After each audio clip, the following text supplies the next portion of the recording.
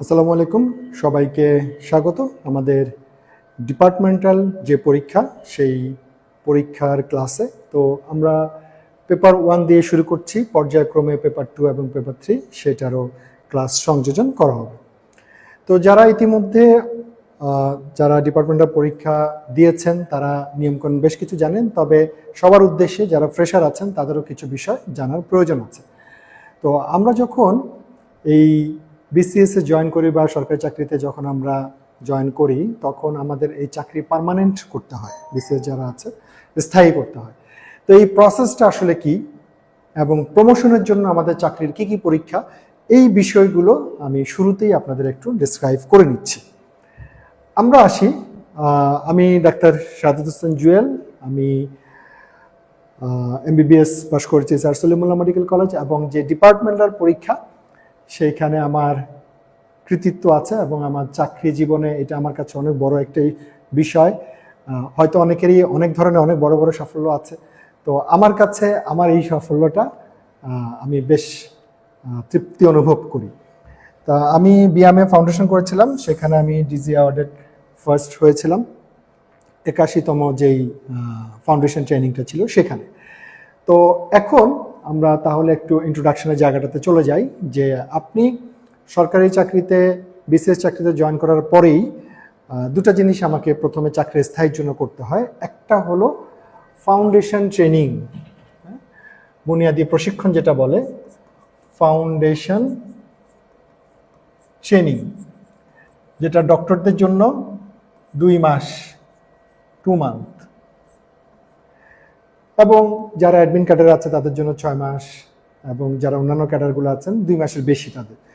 তো ডাক্তারদের জায়গাগুলোতে আপনারা কোথায় এই ফাউন্ডেশন ট্রেনিংগুলো আসলে করতে পারেন?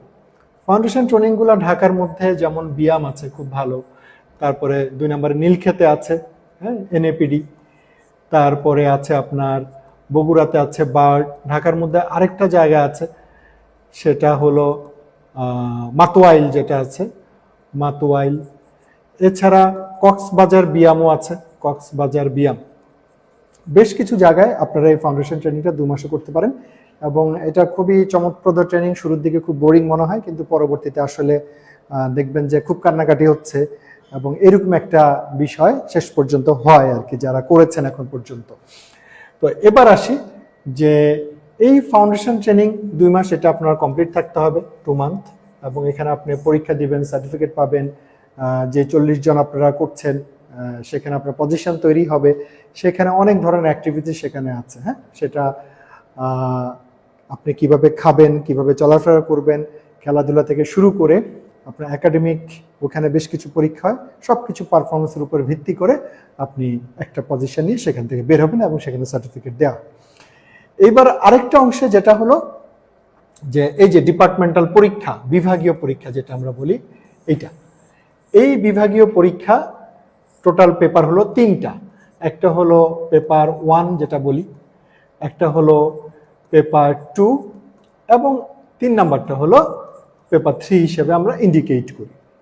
তো এটা সব ক্যাডারদের দিতে হয়। এখন কথা হলো যে এই যে পেপার 1 এবং পেপার 2, এই দুইটা সব ক্যাডারের জন্য একই সিলেবাস, সেম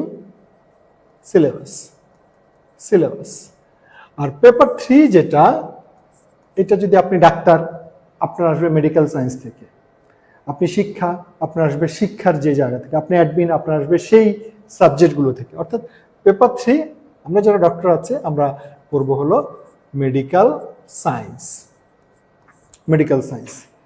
এখন এই যে আপনি ফাউন্ডেশন ট্রেনিং এর আগেও কিন্তু এই বিভাগীয় পরীক্ষা 3টা দিয়ে দিতে পারেন, ক্লিয়ার করে ফেলতে পারেন, অথবা ফাউন্ডেশন ট্রেনিং করেও আপনি সেটা দিতে পারেন।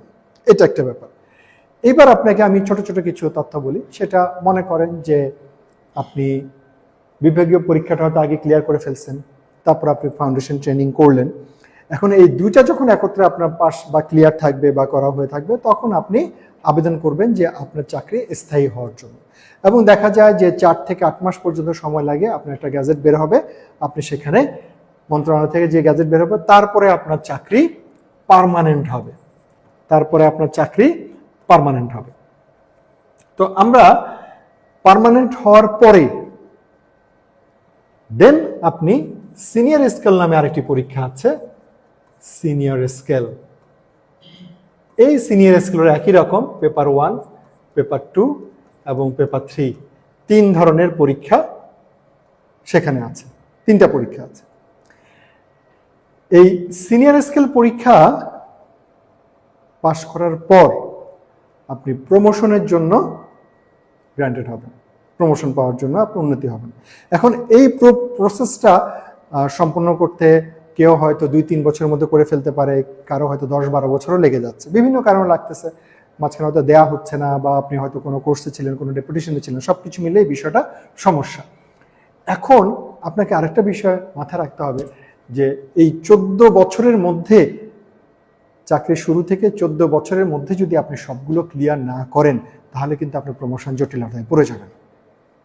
এটা কিন্তু একটা আপনাকে মনে রাখতে হবে। এবং এইবারও অনেকেই কিন্তু এই জটিলতায় পড়ে গেছেন। আপনি হয়তো যারা ডক্টর আছেন, একটা প্রমোশন পেয়ে আপনি অ্যাসিস্ট্যান্ট প্রফেসর পর্যন্ত হতে পারলেন, কিন্তু তারপরে উপরের দিকে ওঠা কিন্তু ভেরি টাফ। এবার কিন্তু দেয় নেই, ঠিক আছে? সো আপনি ডিগ্রি করেন, সরকারি চাকরি করে 2-3টা 4টা কোনো সমস্যা নাই, কিন্তু আপনার এই পরীক্ষাগুলো আপনাকে ক্লিয়ার করে ফেলতে হবে, ঠিক আছে? এবং মাথায় রাখতে হবে যে আপনি চাকরি স্থায়ী করা মানে ফাউন্ডেশন এবং ডিপার্টমেন্টাল পরীক্ষা, বিভাগীয় পরীক্ষা দুটা শেষ করার পরে প্রায় 1 বছর লেগে যায় আপনি সিনিয়র স্কিল পরীক্ষা বসার জন্য। কেন 1 বছর লেগে যায়? কারণ ওই যে আপনি এই দুটা ফাউন্ডেশন এবং বিভাগীয় পরীক্ষা দেওয়ার পরে আপনি যে মন্ত্রণালয়ে অ্যাপ্লাই করবেন স্থায়ী হওয়ার জন্য, সেই স্থায়ী হওয়ার কাগজ বের হতে আপনার সময় লেগে যায় মাঝখানে অনেক। এবং লেগে যাওয়ার পরের সেশনে আপনি হয়তো সিনিয়র স্কেল পরীক্ষা ফর্ম ফিল আপ হয়তো শেষ হয়ে গেছে, অথবা যদি পারেন ধরলেন। তো সবকিছু মিলে আপনাকে ধরে রাখতে হবে এই দুইটার মাঝখানে দেখা যায় যে 1টা বছর চলে যাচ্ছে। তাহলে আপনি 14 বছরের মধ্যে অবশ্যই আপনাকে এই বিষয়টা ক্লিয়ার করে ফেলতে হবে। এখন আমরা যাচ্ছি যে আমরা ম্যাট্রিক্স পয়েন্টের পক্ষ থেকে যে এই যে পেপার 1 ক্লাস শুরু করতে যাচ্ছে এবং পর্যায়ক্রমে পেপার 2, পেপার 3 শুরু হবে, আমরা আসলে এখান থেকে কি কি পড়ব, কি কি জানা উচিত, কিভাবে করব, এই বিষয়গুলো খুব ইম্পর্টেন্ট। প্রথমেই আমরা আসব যে এই যে পেপার 1 পরীক্ষা, ইন্টারেস্টিং একটা কথা কিন্তু আপনারা বলা হয় নাই, যে যারা ফ্রেশার তারা হয়তো অনেকে জানেন না যে পেপার 1 এবং পেপার 3 অ্যাজ ইউজুয়াল যে পরীক্ষা ঠিক আছে, কিন্তু পেপার 2 যেটা, এখানে কিন্তু আপনি বই নিয়ে যেতে পারবেন। তবে নির্দিষ্ট কিছু বই দেয়া আছে, আপনি বই খুলে খুলে সেখান থেকে লিখতে পারবেন। এবং মজার ব্যাপার হলো সেই পেপার 2তেই কিন্তু ফেলটা বেশি হয়ে যায়। এখন আসি আমরা পেপার 1। পেপার 1-এর একটা বড় গুরুত্ব হলো যে এইখানে একটা বড় অংশ আপনার পেপার 2 পড়া হয়ে যায়। সো সেই জন্য পেপার 1-কে আপনার খুব গুরুত্ব সহকারে কিন্তু পড়তে হবে। তো এইখানে আমরা যদি আসি যে কি কি চ্যাপ্টারে আসলে থাকে এই পেপার 1-এ, সিলেবাসে যেটা আছে আপনি দেখছেন, পাঠ্য পুস্তক যে অনেকগুলো এখানে পড়াশোনা আছে, বাংলাদেশের সংবিধান আছে, public service commission, civil service নিয়োগ বিধিমালা, সরকারি কর্মচারী, 3টা বিষয়। এখান থেকে অনেক প্রশ্ন আসে। একটা হলো আচরণ, শৃঙ্খলা আপিল, নিয়মিত উপস্থিতি, তারপরে কার্যবিধিমালা, এটাকে আমরা বলি রুলস অফ বিজনেস, হ্যাঁ, সরকারি গোপন আইন, সচিবালয় নির্দেশমালা, বেশ কিছু এখানে আমরা পয়েন্ট সেখানে দেখছি, এগুলো হলো সিলেবাসে আছে। তো দেখা যায় যে আমরা আসলে এই পড়াগুলো পরীক্ষা যখন হবে তার হয়তো 1 মাস আগে থেকে কেউ শুরু করেন, কেউ হয়তো 1 সপ্তাহ আগে থেকে শুরু করেন, কেউ হয়তো 10 দিন আগে থেকে শুরু করেন। তো এইভাবে নিয়মতান্ত্রিকভাবে পড়তে গেলে আসলে অনেক বেশি সময় লাগে। তো আমরা ক্লাসগুলো আপনাকে সহজ করে দিচ্ছি, এবং আইনের যে বইগুলো আছে এগুলো বেশ কঠিন, অনেক ধরনের মারপ্যাচ আছে। তো এই জায়গাগুলোতে আপনাকে খেয়াল রাখতে হবে যে কোন আইন, বিধি, অনুচ্ছেদ, নাম্বারগুলো ঠিকভাবে আপনি লিখতে পারছেন কিনা, ঠিকভাবে বসাতে পারছেন কিনা, আমরা ধীরে ধীরে সেগুলো আপনাকে বলে দিব। তো এখানে যেটা বলছিলাম, তাহলে এই হলো পাঠ্যপুস্তক বিষয়সমূহ। তো এর ভেতরে অনেকগুলো বিষয় আছে, আমরা সেগুলো এবার একটু আপনাদের দেখানোর চেষ্টা করি। এখানে আমরা যদি আসি যে পরের স্লাইডে, সূচিপত্র, আমাদের এই টোটাল ক্লাসে কি কি থাকছে, দ্যাটস ইম্পর্টেন্ট, ঠিক আছে? এখানে অনেকগুলো সূচিপত্র, এগুলো প্রত্যেকটাই মানে সবগুলোই আপনি একটু আগে যে সিলেবাসটা দেখলেন তার ভিতরে আছে। তো আপনার মনে রাখতে হবে এগুলা মনে রাখার সুবিধা হইল যে যাতে আপনি সহজেই প্রশ্ন দেখেই বের করে ফেলতে পারেন এটা আসলে কোন চ্যাপ্টারে আছে, যেটা আপনার দ্বিতীয় পত্রের কাজে লাগবে। এক। আর 2 নাম্বার হইলো যে আপনি যখন এই 1 সপ্তাহের প্রিপারেশন বা 10 দিন বা 1 মাসের প্রিপারেশন নেবেন, তখন আপনাকে এই শব্দগুলোর সাথে খুব বেশি পরিচিত থাকতে হবে। তো আমরা এখানে প্রতিটা নিয়েই এক একটা করে ক্লাস রেডি করেছি, কোনোটা হয়তো 1 ঘন্টা 1.5 ঘন্টা, কোনোটা হয়তো যেগুলো ছোট চ্যাপ্টার 20-25 মিনিট, যাতে আপনার সুবিধা হয়। আপনি যে চ্যাপ্টার পড়তে যাবেন সেটা ক্লাসটা দেখবেন, তারপরে পড়ে ফেলবেন।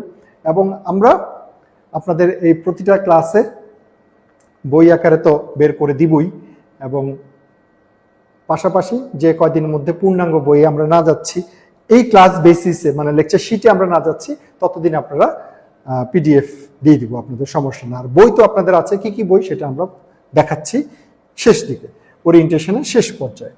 এখন আমরা এই চ্যাপ্টারগুলোতে যদি একটু দেখি কোন জায়গাগুলো খুব গুরুত্বপূর্ণ। প্রতিটা জায়গা থেকে প্রশ্ন আসে, প্রত্যেকটা পয়েন্ট থেকে প্রশ্ন আসে, এবং সেভাবেই কিন্তু আমরা এখানে সাজাইছি। এবং আগে কিন্তু অনেক বেশি চ্যাপ্টার ছিল, তো আমরা দেখেছি যে ভেরি ইম্পর্টেন্ট যেগুলো আছে সেগুলোকে একসাথে করে আপনি যদি 7-10 দিন পড়েন, তাহলেই কিন্তু আপনার প্রিপারেশনটা খুব ভালোভাবে কমপ্লিট হয়ে যাবে। তো এর মধ্যে দেখেন ছুটি আছে, যেমন আমরা বলছিলাম এর মধ্যে আমরা যদি আরেকটু আসি, ছুটি ভেরি ইম্পর্টেন্ট, প্রশ্ন থাকবেই। তারপরে আছে হলো কর্মচারীর আচরণ, শৃঙ্খলা, নিয়মিত উপস্থিতি, প্রতিটা থেকে প্রশ্ন থাকবে। কারণ টিকা আছে, লিয়েন, প্রেশন, এই জায়গা থেকে সরকারি গোপনায়ন, ভবিষ্যৎ তহবিল থেকে প্রশ্ন থাকে, তারপরে কল্যাণ বোর্ড থেকে থাকে, প্রশাসনিক ট্রাইব্যুনাল থেকে থাকে, এদিকে পেনশন, অবসর, তারপরে সংবিধান, তারপরে নিয়োগ বিধি, ভাতা, সব জায়গা থেকে আপনি কিছু না কিছু প্রশ্ন পাবেন। তবে এখানে একটা সুবিধা হইলো যে প্রশ্নে কিন্তু ছাড় আছে, 7টার মধ্যে 4টা, তারপরে টিকা 5টার মধ্যে 3টা, বা 4টা, 6টার মধ্যে 4টা, এরকম কিন্তু থাকে। সো আপনি এই জায়গাতে কিছু সুন্দর পাচ্ছেন। এখন আপনাকে আমরা একটু দেখাতে চাই যে প্রশ্ন আসলে কেমন হয়। হ্যাঁ, সর্বশেষ যেমন প্রশ্নগুলো কেমন হয়, প্রতিটা সাধারণত এই জাতীয় প্রশ্ন হয়ে থাকে। তো এইখানে খুব গুরুত্বপূর্ণ, আপনি একটু খেয়াল করে দেখেন আপনি পড়াশোনাটা আসলে কিভাবে করবেন। আমাদের ক্লাস আছে, বই আছে, সেগুলো তো আছেই। ক্লাসগুলো যখন করবেন, উদ্দেশ্য হইল আপনার পরীক্ষাটা আসলে পাস করা। জানার উদ্দেশ্যের জন্য আপনার অনেক মোটা বই পড়তে হবে। এইখানে আপনার একটা বেসিক অংশ দাঁড়ায় যাবে, যেটা আপনার পরীক্ষা পাস করার জন্য অনেক বেশি হেল্প করবে। প্রশ্নগুলো আপনাকে দেখবেন, আমাদের ম্যাট্রিক্সের প্রশ্ন ব্যাংক আছে, যে কোনো একটা প্রশ্ন ব্যাংক আছে, বইয়ের সাথে সেটা পাওয়া যায়। এইটা আপনার লাগবে। তাহলে কি থাকে, আপনাকে প্রথমে একটা ভিজুয়াল নিতে হবে, ইমপ্রেশন নিতে হবে, প্রশ্নটা আসলে কেমন থাকে, দ্যাটস ইম্পর্টেন্ট। তাহলে খেয়াল করে দেখেন, এই জায়গায় টোটাল প্রশ্ন হলো 8টা, তাহলে খেয়াল করে দেখেন কি লিখছে। এখানে লিখছে প্রার্থীকে 1 নাম্বার প্রশ্ন, অর্থাৎ এইটা অবশ্যই দিতে হবে। বাকি যেগুলো আছে সেখান থেকে 4টার উত্তর দিতে হবে। 1 নাম্বার প্রশ্ন মাস্ট। তো বাকি তাহলে এই যে বাকি 7টা প্রশ্ন আছে তার মধ্য থেকে আপনি এখানে 4টা প্রশ্ন অ্যান্সার করবেন। আর টিকার মধ্যে সুবিধা আছে, এখানে 6টা টিকার মধ্যে আপনাকে দিতে হবে 4টা, তাহলে যে কোনো 4টা আপনি সেখান থেকে বেছে দিতে পারবেন। আর শেষে আরেকটা দিছে, আপনার পার্থক্য লিখুন, এই পার্থক্যগুলোর মধ্যে যে কোনো 4টা, অর্থাৎ আপনি বেশ কিছু ছাড় এখানে পাচ্ছেন। সো আপনি আমাদের সূচিপত্রে যে ইম্পর্টেন্ট চ্যাপ্টারগুলো আছে এগুলো যদি ভালোভাবে আপনি পড়েন, ক্লাস করেন, এবং পিডিএফগুলো ঠিকভাবে আপনি ডাউনলোড করে পড়া শুরু করেন, তাহলে আপনি কিন্তু খুব সুন্দরভাবে সেগুলো অ্যান্সার করতে পারবেন। আর পিডিএফ দেওয়ার একটা সুবিধা হলো আপনি যাতে যেখানেই থাকেন না কোনো বই ক্যারি না করতে পারলেও আপনি সেটা নামায় পড়তে পারবেন। আচ্ছা, ওকে, এবার আমরা আসি যে আরেকটা প্রশ্ন দেখি, সেটা একই রকম। যে কোনো 5টা টিকা, এখান থেকে টিকা আছে 7টা, 7টার মধ্যে এখানে দিতে হবে 5টা। আবার এখানে একই ঘটনা, যে এই প্রশ্নটা কিন্তু মাস্ট দিতেই হবে, আর বাকি যতগুলো আছে সেখান থেকে দিতে হবে 4টা। আগের মতোই একই রকম, সিস্টেমটা কিন্তু একই রকম। এখানে পুরোটা আমরা লিখে দিছি, এই জায়গাটা সেটা সেক্ষেত্রে লিখি নেই। তো এই হলো প্রশ্ন প্যাটার্ন, এবং এই প্রশ্ন প্যাটার্নের মাধ্যমে আমরা সামনের দিকে যাব। হ্যাঁ, প্রশ্ন প্যাটার্নটা আপনাদের দেখাইলাম। তো এখানে আমরা 20 থেকে 21টার মতো ক্লাস নিব অ্যারাউন্ড। খুব দ্রুতই আপনারা সেগুলো পেয়ে যাবেন। আগামী মাস বা আগামী মাসের শেষের দিকে সাধারণত পরীক্ষাটা হয়ে থাকবে। তো এখন আপনারা এই ক্লাসগুলো আসলে কিভাবে করবেন, আমরা যারা এনরোল করছেন প্রত্যেকে একটা রেজিস্ট্রেশন নাম্বার এবং পাসওয়ার্ড আপনার মোবাইলে চলে যাচ্ছে। চলে যাওয়ার পরে আপনি এই যে লিঙ্কটা আছে গুগলে গিয়ে এখানে লিঙ্কটা দিবেন। লিঙ্ক দিলে এরকম একটা পেজ আসবে। এই পেজে আপনি রেজিস্ট্রেশন নাম্বার লেখা আছে কিন্তু এখানে আপনি রেজিস্ট্রেশন নাম্বারটা দিবেন। এখানে আপনি রেজিস্ট্রেশন নাম্বার দিবেন, এখানে আপনি পাসওয়ার্ড দিবেন, এখানে কিন্তু লেখা আছে। এটা যখন লগ ইন করবেন তখন এমন একটা পেজ আসবে এরকম। এই পেজে আপনার নাম, registration number, departmental exam, paper 1, আপনি যে অ্যাডমিশন নিয়েছেন সেগুলো ইনফরমেশনগুলো আছে। পাশাপাশি আপনি এই যে অনলাইন ক্লাস, এই অনলাইন ক্লাসে ক্লিক করবেন। এগুলোতে আর ওভাবে যাওয়ার দরকার নাই। এই অনলাইন ক্লাসে গিয়ে আপনি দেখবেন এখানে ক্লিক করলে ক্লাসগুলো সিরিয়াল ওয়াইজ, শিডিউল ওয়াইজ চলে আসবে। সিরিয়াল এবং শিডিউল ওয়াইজ চলে আসবে। আমরা খুব দ্রুত আপনাদের শিডিউল দিয়ে দিব। শিডিউলে ক্লিক করলে আপনি শিডিউলটা পেয়ে যাবেন। একই রকমভাবে ওরিয়েন্টেশনে আপনি ক্লিক করলে ওরিয়েন্টেশন আজকে যেটা দিচ্ছি এটা আপনি পেয়ে যাবেন। বুক লিস্ট আমরা দিয়ে দিব, বুক লিস্টে ক্লিক করলে সেখানে আপনি পেয়ে যাবেন। ঠিক আছে, এবং আদার্স ম্যাটেরিয়ালের মধ্যে ক্লিক করলে আপনি আমরা যে পিডিএফগুলো যেগুলো দিব সেগুলো পাশাপাশি সেখানে আপনি পেয়ে যাবেন। ঠিক আছে, সো খুব স্ট্রাকচার্ড একটা প্রোগ্রাম হতে যাচ্ছে, এবং আপনারা মনোযোগ দিয়ে যদি এটা করেন প্রথমবারেই কিন্তু আপনার পাস করার চান্স অনেক গুণ বেশি। পড়লে পাস হবে এই বিষয়ে কোনো সন্দেহ নাই, এবং প্রত্যেকেই অবশ্যই মনোযোগ দিয়ে সেই ক্লাসগুলো করবেন। হাতের ফুল মেডিকেল বুকশপ, এখান থেকে আপনি আমাদের বইগুলো সরাসরি নিয়ে যেতে পারেন, অথবা বই অর্ডার প্রসেস একটা আছে। এই প্রসেসে দুই জায়গায়, একটা হলো অনলাইন বা হাতের ফুল বুকশপ, ওরা প্রত্যেকেই আপনার কুরিয়ারে বই পাঠায়, তাদের কাছে ফোন করে আপনি সেটা নিতে পারবেন। ফোন নাম্বারগুলো দেয়া আছে। এছাড়া আপনি আমাদের এই ডিপার্টমেন্টালের বা সিনিয়র স্কেলের যে কোনো ধরনের ইনফরমেশন বা আপনি যে কোনো ধরনের পোস্ট দিতে চান, যে আপনার কোনো গ্যাজেট দরকার, আপনার কোনো কিছু প্রয়োজন বুঝতে পারছেন না, তখন আপনি এই ফেসবুক গ্রুপ যেটা আছে এই জায়গাতে পোস্ট দিবেন। দেখবেন যে অনেকেই আপনাকে হেল্প করার জন্য এগিয়ে আসবে। আমাদের ফোন নাম্বারগুলো তো আছেই।